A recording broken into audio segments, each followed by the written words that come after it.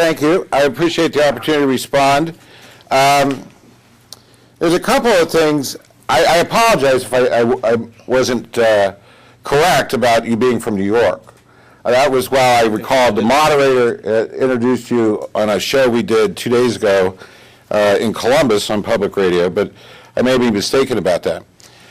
I will say that you did testify that you received money from the payday lending industry at an Attorney General's hearing last year under oath, and that you also said that you received money from the payday lending industry on the radio show earlier this week. So maybe you could help clear that up.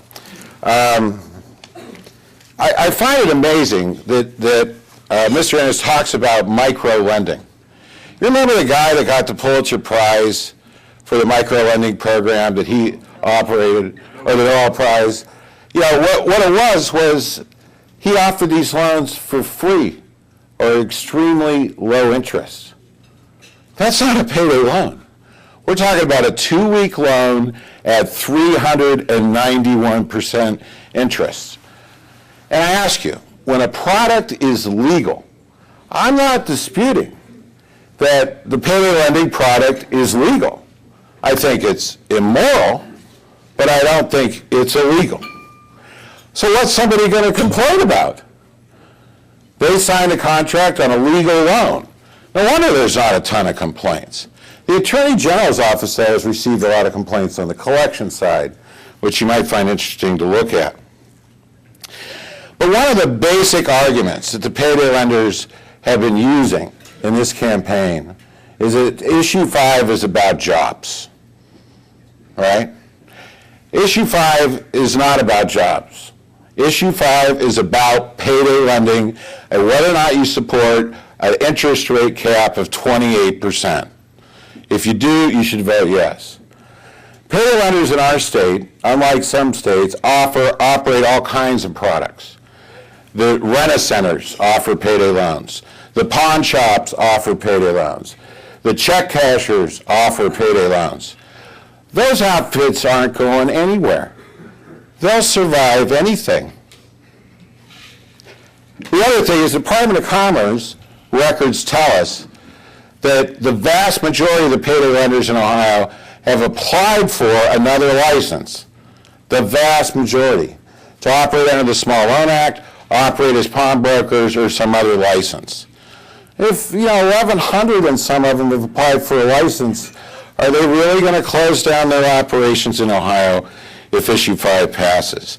And we have to balance this with the fact that there's 300,000 Ohioans that get caught in a cycle of debt from payday loans.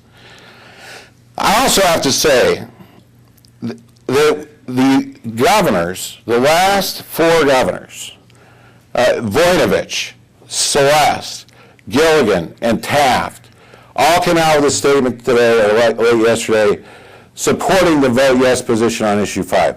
The current governor supported the yes position on Issue 5. County Commissioners Association of Ohio, all the mayors of Ohio's big cities support the yes position on Issue 5. The Manufacturers Association of Ohio, what do these people have in common? Their number one priority is to build Ohio's economy, to bring jobs to our state. Issue 5 is really about jobs. Why are they encouraging you to vote yes?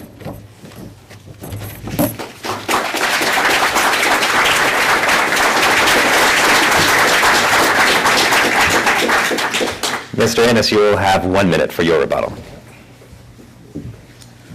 Well,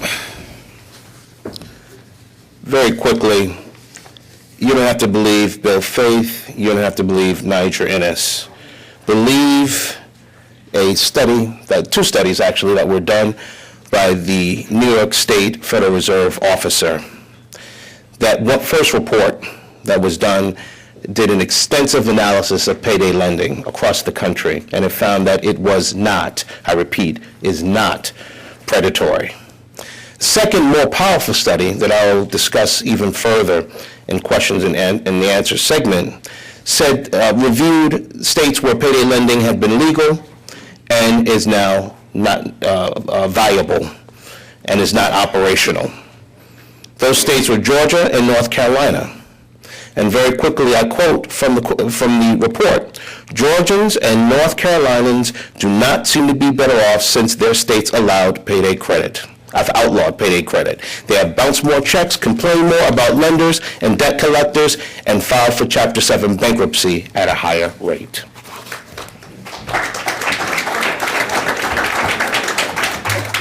Thanks to both of you for your remarks. We are now going to return to Jonathan Broadbent, who has some brief City Club announcements.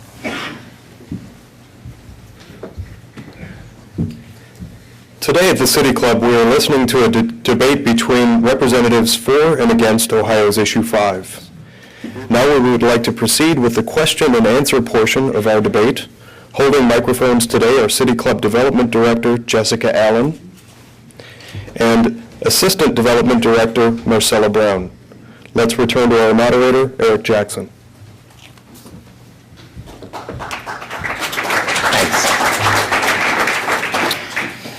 Thank you, Jonathan.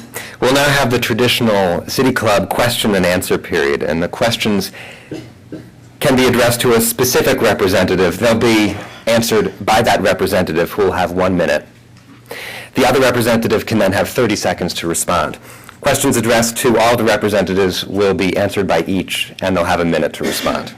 As the moderator, I reserve the right to ask any representative a follow-up question or get a clarification, and those responses will be limited to 30 seconds. To the audience, I thank you in advance for cooperating by making your questions questions and by stating them as briefly as possible.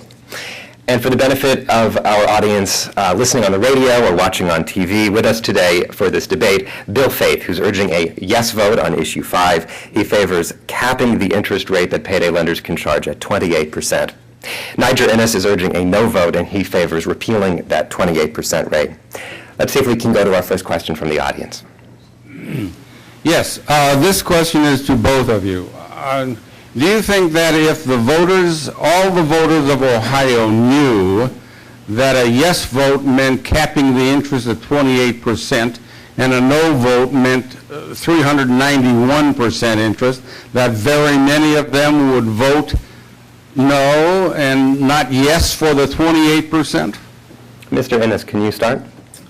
I think that the interest rate question is a little bit unfair in this sense, that when it seems to me that when you're talking about this situation and this issue and you're comparing it with other financial options available in the community, you're talking about the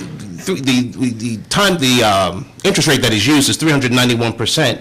What it is a fee of $15 per $100 that is borrowed.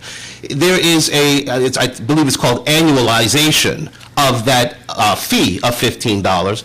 You multiply throughout the entire year, and then it becomes a 391% interest. The fact of the matter is, when you compare a $15 fee for borrowing $100, you compare that to bouncing a check for $100 and paying a $35 fee, or you all heard about the Wendy's story about a person driving in using her ATM machine, her debit card, and then getting charged $35 for a meal that should have cost $6. What's the interest rate on that? In the thousands?